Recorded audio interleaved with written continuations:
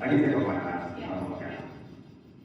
I am wearing Invisalign, so my enunciation isn't very good right now. I'm very well aware of that. You can go ahead and laugh if I mispronounce the word. I'm really just happy to be here today. I am very excited to hopefully put some of my experiences out there that you all can use and implement them into your life now or in the future. So I'm very honored to be here and to you guys today. Today we're going to be talking about resilience, and to most effectively communicate my message, I will be talking about some personal experiences, and hopefully that it all resonates with all of you and can use my mistakes so that you don't make the same. So, resilience. What is resilience? Resilience is the ability to overcome toughness, difficulty. Very simple definition, right? The ability to overcome adversity. I think we all knew that. The key word here, however, is ability. What is an ability? Some of the synonyms for ability are skill, potential, power. So what does that mean? If ability is skill, potential, and power, that means you have control over it, right? That means you can learn how to do it. If it's a skill, everyone in this room has the ability to learn that new skill. But what does that mean? What does that bring us to? That means that anyone can learn to be resilient. Every single person in this room has the ability to learn to become resilient. So how do you do that? So, each and every day, every single person in this room, doesn't matter what gender, race, age you are, you will be faced with some sort of adversity. It can be something as chaotic as losing a loved one, or it can be something as not as chaotic as a breakup, or losing, a friend, or maybe not the death of a loved one. But nonetheless, that's adversity. And what that's going to look like for every single one in this room is very different, because we're all on very different journeys.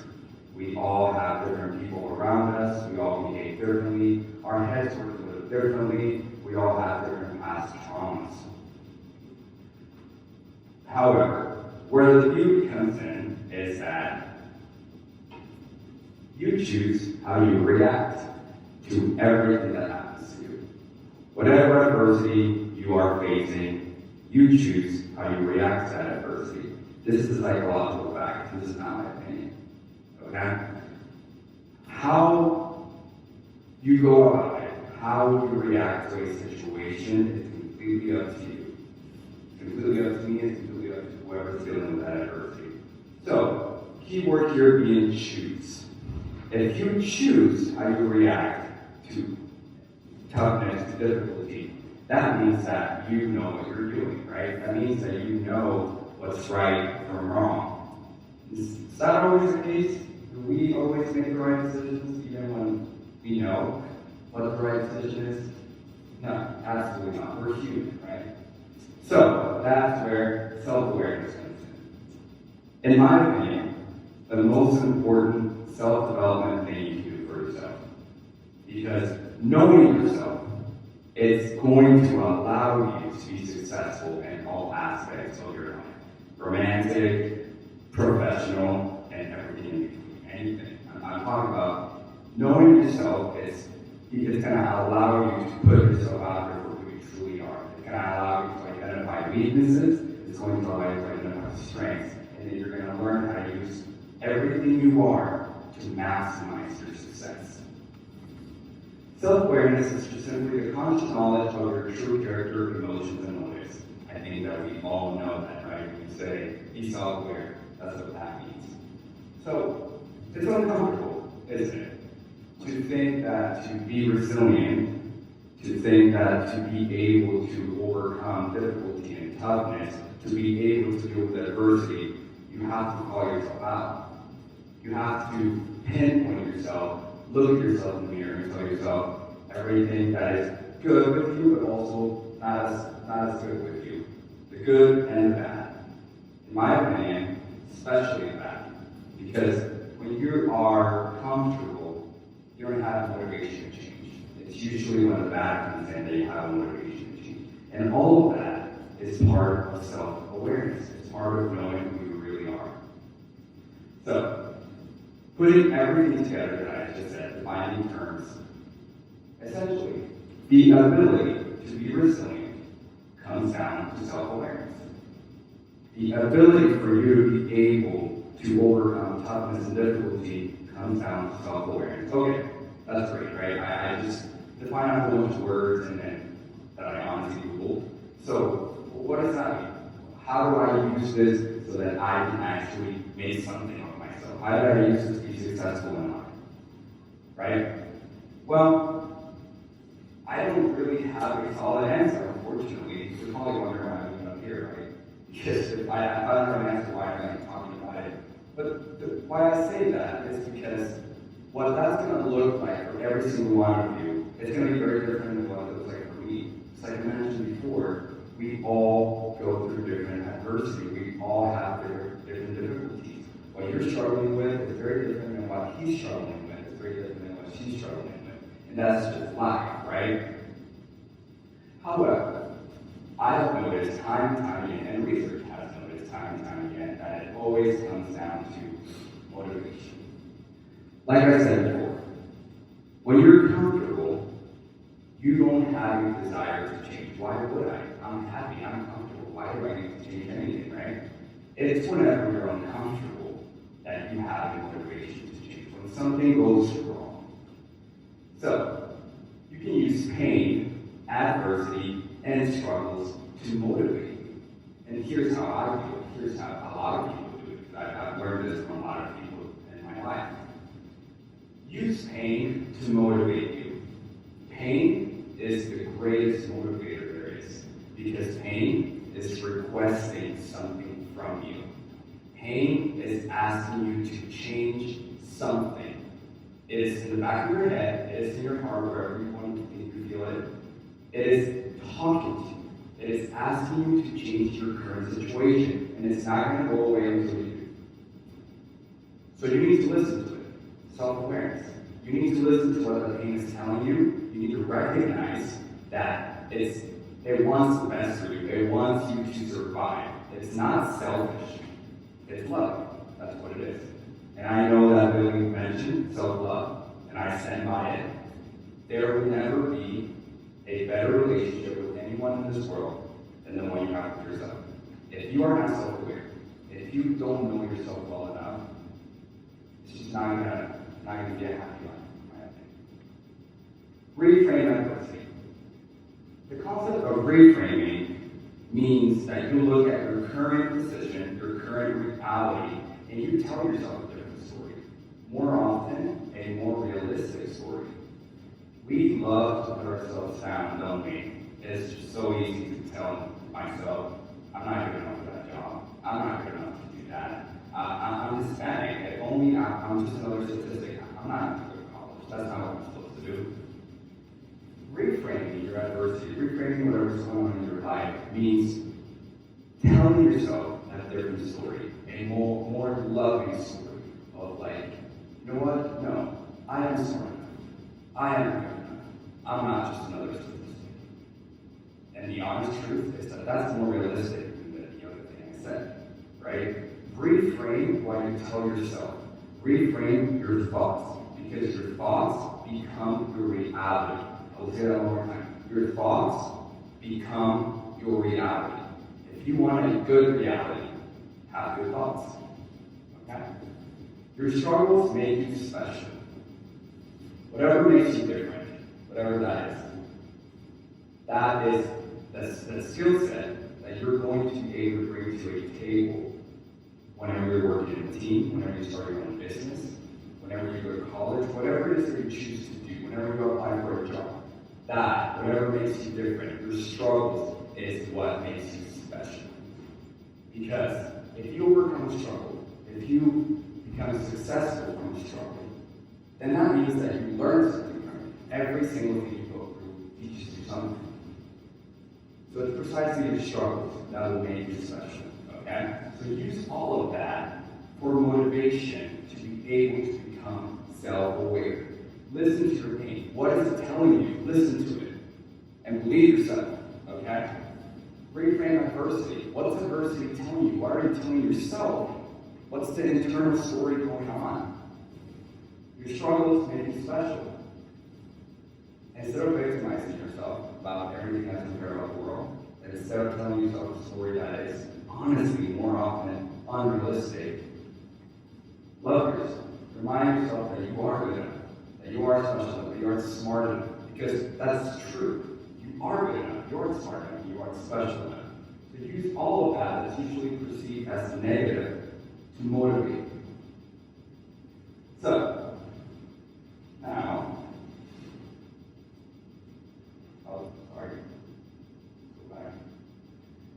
we're going to talk about some personal stuff. Alright? I'm going to tell you about how I use some of the pain, adversity, and struggles to be able to persevere and to be able to be resilient.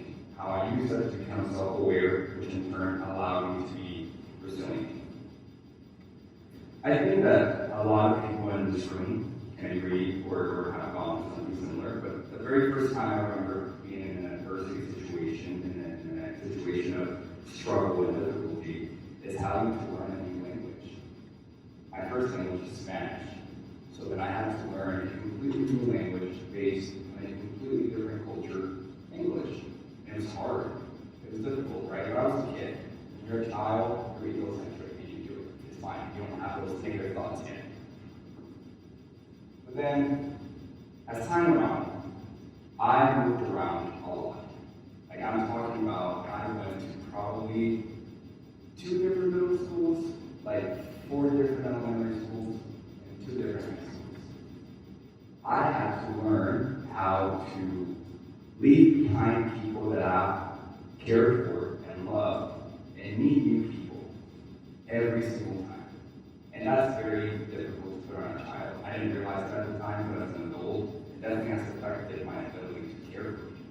That's the first, right? And you didn't do it because your parents made you. You don't have a choice, and that's what's expected of you. Something a little more adverse, more personal is my father was a very violent man. Okay? And having to witness what I witnessed as a child is pretty difficult. It's pretty tough. I'm not going to get into the details because it involves other people that are not present in this room, and I'm not going to share their stories. I'm going to share my story, right? But watching the man that's supposed to be your hero, that's supposed to make you become better, be like that, it's not very motivating, is it? Right? So I had to, one, learn how to deal with it myself, and 2, teach my little brother how to deal with it. Because I did not want my little brother witnessing that. I did not want that to be his role model. So I became his role model. I took it upon myself to work hard to become Daniel's, my little brother's role model. So I had to become very responsible from a very young age. I'm talking about 8, 9 years old. You know, I had to talk to my brother the way I wish my father would talk to me, right? Overcoming that type of adversity, overcoming that type of pain was difficult for a kid, you know? But I had to do it because I had a motivation. I had my family, I had my brother. He looked up to me, okay? Just sharing more stories here. At work, I work on adversity all the time. New challenges present themselves each and every day. Okay, I'm an engineer, so things happen, you have to fix it. That's literally my job description. And so when that shows up, you have to become creative but also smart. And sometimes you will feel like you're not smart enough. Doesn't matter that you have a degree, it doesn't matter that people tell you you're smart. You have a problem in front of you and you're like, I don't know how to fix it, and I don't know, but as I'm dumb, and you go home, you tell yourself all these things that are just not true, right? Adversity. So what I started doing is every morning, I do this every single morning, I did this morning. I look at myself in the mirror, and I tell myself, you are good enough. You are smart enough, and I love you. I know it's weird, and I know a lot of you are probably like, yeah, that's weird. But it works. works. It works because I don't really have that ability of obtaining the information that other people give me. So, like if my mom or my sister or my significant other tells me that, I would hear it, but it doesn't resonate as much as if I say it to myself. Because going back to what Billy was talking about, your relationship with yourself is the most important. It doesn't matter what people say, you have to feel it. Okay? So I overcome adversity that way every single day by motivating myself. So that's great, right? You go through stuff, everybody goes through stuff. Everybody has childhood trauma. Everybody has things that they're holding on to that will affect in your adult life. That's fine, right? But if we go back to the beginning of my presentation, when I said, you choose how you react to everything that happens to you, then how am I going to react to everything that has happened to me, right? I can either use it to victimize myself, I can use it to tell myself how unfair the world is, or I can use it to motivate me so that I can find success. When I was in college, when I had rough nights, when I failed tests, and whenever I wasn't doing as good as I wanted to do, I would take me back to little Armando, little 17-year-old Armando, taking care of my little brother. He looks up to me, and I'm not going to fail him. I use that pain, I use that adversity, I reframe that adversity to motivate me, and thus became self-aware. So, about 3.5 months ago, I went through a different type of adversity, a different type of difficulty. I went through a pretty painful breakup, and it was like, you know that breakup, like your first love, that one, no shade to the people that didn't pass it, like your first actual love, and it really, leaves a stain in you. So I went through that, and that was a different type of adversity because it was emotional. No amount of intelligence, no amount of perseverance at that point was going to help me feel any better, or so I thought, right? I couldn't look at my brother and be like, he's looking up to me, so I need to get over this. It was different, right? It's not like a mathematical problem, it's a lot more complex than that. So I had to refine myself in a new way. I had to, again, look myself in the mirror and ask myself, how will I choose to react to this, right? And I like to think that I'm a pretty strong person, and I am. But when it comes to emotions, when it comes to dealing with that type of adversity, it's alright to cry.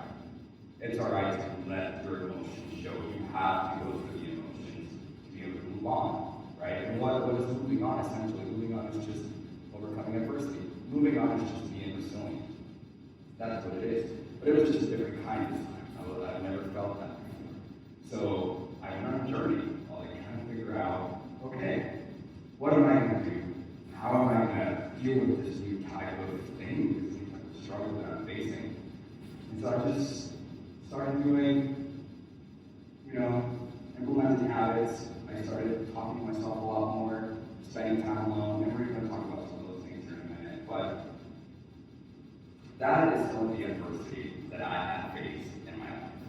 And I wanted to share that with all of you because I didn't want to be just some kid who shows up and talks about cool definitions of adversity. I've dealt with it, we've all dealt with it, and I just wanted to share my personal stories with you guys to see if they resonate with you. So, what did I learn from everything I've gone through? What did it teach me? Like I said before, pain is the greatest motivator to perseverance. Okay? Pain will motivate you to be resilient and thus become self-aware more than anything else in life. So listen to it and reframe it to know that it's actually a good thing. Right? Feeling pain has to either change something, so change that thing and move on with your life. It is okay to make mistakes because you are human. It is alright to make mistakes as long as you learn from them. Okay? If you keep making the same mistake over and over again, then it's not a mistake anymore, it's just a habit. It's okay to make mistakes, but learn from them and move on. There is always room for growth. I have that thing that I like to say is, I've learned that I don't know squat even after I know so much, right? I know a lot, but at the same time, I know emphasis is that every single person you meet, every single event you go through, everything that happens in your life will teach you something. So be open-minded to that, okay? If you're the type of person that thinks you're too good for something, if you're the type of person that thinks that a person, whoever it is, won't teach you anything, then you are too close-minded to become self-aware in the first place. Become self-aware, know that you don't know everything, know that you will never know everything, and everyone has something to teach you. From the CEO of the company to the janitor, everyone has something valuable to teach you. So become open-minded to that. And it also will help you with your pursuit of happiness and wealth, however you define wealth. Monetary, happiness, joy, whatever it is. Going through adversity, going through pain, going through heartache will teach you something about yourself. Will teach you what you need to change. Will teach you what's good about you. And therefore it will aid you in your pursuit of happiness and wealth, right? My relationship with my family after that breakup became so amazing. I was finally able to be vulnerable as a Hispanic man, which is that it's like, you're not supposed to do that, right? But I was done with that. I didn't want to do that anymore. I wanted to talk about feelings. I wanted to talk about things that I'd gone through when I was a kid. And I had to do it with my family because they're the ones that know me better, right? My relationship with my brother is just, I would never trade that relationship for anything in the world. He is by far my favorite person on earth. Because we're so similar, but at the same time, we're so different that we teach each other a little something. Everything you go through will teach you a little something. Okay, so I've talked about resilience, I've talked about self-awareness. How do you actually practice self-awareness and how do you maintain it? These are the things that work for me, and also research has shown that these are the things that will help you to adapt, to be resilient, because it's like a muscle. You can't just become resilient and stay forever. You have to work it, right? Just like your muscles. Ask yourself the tough questions and be honest with yourself. What do you want in life? And what do you not want in life? And it's okay not to know the answers to those right away. It's going to take some time. I'm still trying to figure that out. But you know something. You know what you want right now, right? Well, you probably want to do something hockey, whatever it is. You want something. So listen to that. Be honest with yourself. And what do you not want? It could be a relationship with someone that's honestly not healthy for you, but you're scared that you're going to be ill. Whatever it is. You know what you don't want. You know what's not healthy. That's how you start practicing self-awareness. That's how you get to know yourself. Okay? Adopt healthy habits. Work out, breathe, whatever it is that you want to do, right? Something I really want to try doing is I want to start a wood shop in my garage. I haven't been able to because the winter time is also pretty expensive. That's something that I want to start doing. But I do work out. I go hiking a lot. I go kayaking. I go cycling. I read. I try to read one book per week. It's not always successful, but that's what I try to do. I try to be healthy. I try to be a better brother. I try to be a better son. All of those are healthy habits to have. And through doing those, you're going to learn how hard it is to be in a habit. To one, maintain a habit. Because it's like, brushing your teeth, I hope it's a habit, but you do it every day because it makes sense, right? But what about reading? What about working out? What about talking to your family, talking to your friends, talking to yourself? All of that needs to become a habit too, because it's just as important, and it'll teach you so much about yourself. You're going to learn either, okay, I don't care about that, but I care a lot more about this. Everything that you do when it comes to habits is going to teach you who you are. Because if that's not who you are, you're not going to be able to do it. Spend time alone.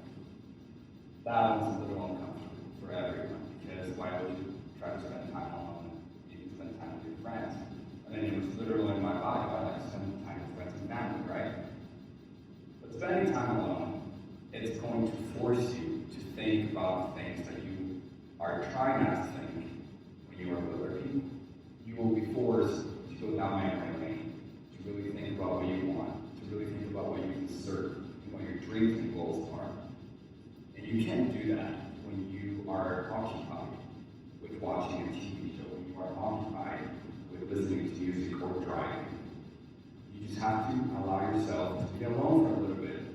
It can be 10 minutes, it can be an hour, a week, or a day, whatever it is. But eventually you're going to realize that every time you leave that session of spending time alone, you know yourself just a little bit better. And that's the goal here, to know yourself just a little bit better so that you can use everything that you are to be successful. Live in the present, accept reality, and use it to your advantage.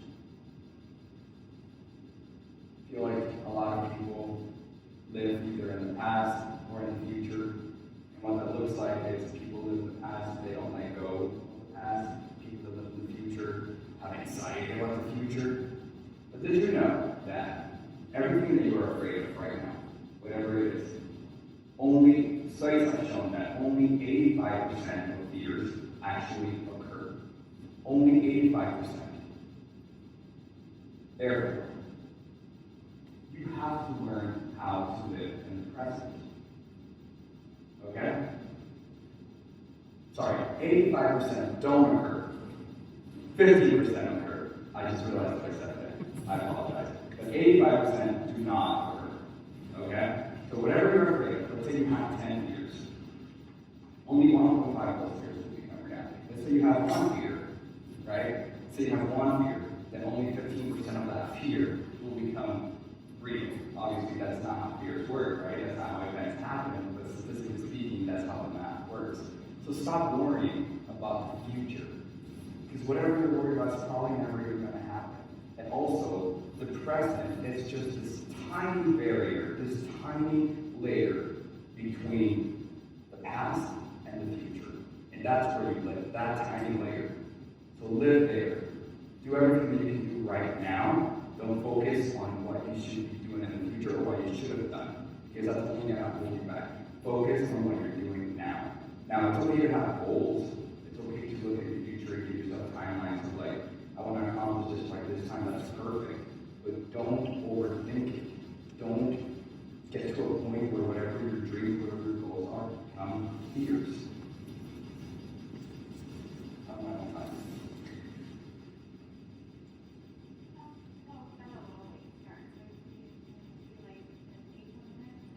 Okay. So I really want to talk about this real quick. Just, you matter. Your goals matter. You're all special because every single person in this room has struggles. And like I said before, your struggles make you special. That's what makes you unique. That's the skill set that you're going to be able to bring to a team that no one else has. Because odds are no one else has the same struggles that you have. You don't believe me? Let's do the math. Did you know that the odds of humans being alive is that of 10 to the power of 2,685,000? That is 10 followed by 2,685,000 zeros. That's the odd of you being alive. Somehow, I can't see odds literally. You're all here, thriving, learning, wanting to become better. You are special. You are one. And 10 to the power of 2,685,000. Okay? So, whatever it is that you end up doing in life, you want to go for a job, you want to go to college, you want to start your own business, you want to get married, have children, whatever it is that you want to do in life, you will need to do something. That is just, I'm going to put this out there from a personal perspective, but also just from everyone that man, right? There will come a time when you're not going to know what to do. You're going to have to change something. Okay? Now, I love mathematics. I don't think that's a secret here. So if you needed in a formula, change is equals to your final position minus your initial position. So if you want your change to be positive, you have to make sure that your final position is greater than your initial position. Meaning, who you are today is better than who you were yesterday.